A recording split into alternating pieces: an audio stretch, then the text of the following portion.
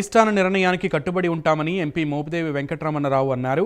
తమ నాయకుడు జగన్మోహన్ రెడ్డి తీసుకున్న నిర్ణయాన్ని స్వాగతిస్తామని చెప్పారు. కొందరు తప్పుడు ప్రచారం చేస్తున్నారని, వేరే నిర్ణయాలకి తావు లేదని స్పష్టం చేశారు. అంత క్రమశిక్షణ లేని వ్యక్తిని కాదని, అధిష్టానం ఏ అభ్యర్థినైతే సూచిస్తుందో ఆ అభ్యర్థికి తన పూర్తి మద్దతిస్తానని తెలిపారు. రాబోయే ఎన్నికల్లో మళ్లీ వైసీపీ అధికారంలోకి రావడానికి కష్టపడి పనిచేస్తామని మోపిదేవి అన్నారు. వ్యక్తిని నేను కానే కాదు. కొన్ని నైతిక విలువలతోటి గత 40 సంవత్సరాల నుంచి ఈ నియోజకవర్గంలో రాజకీయం చేసుకుంటూ వచ్చాం. అనేక ఒడిదుడుకులు ఎదురు దెబ్బలను చూసాం. కింద పడ్డ పైన పడ్డ ప్రజాస్వామ్య వ్యవస్థలో ప్రజలతోటే, నాయకులతోటే, కార్యకర్తలతోటే నా ప్రయాణం కొనసాగింది. ముందు కూడా అదే విధంగా కొనసాగుతుంది.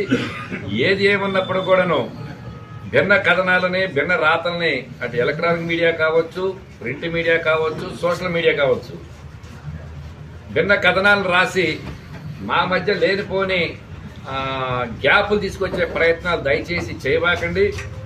అల్టిమేట్గా ఫైనల్గా అభ్యర్థి, అధిష్టాన వర్గం అభ్యర్థిని ఎవరిని నిర్ణయం చేస్తే వారికే మా మద్దతు ఉంటుంది.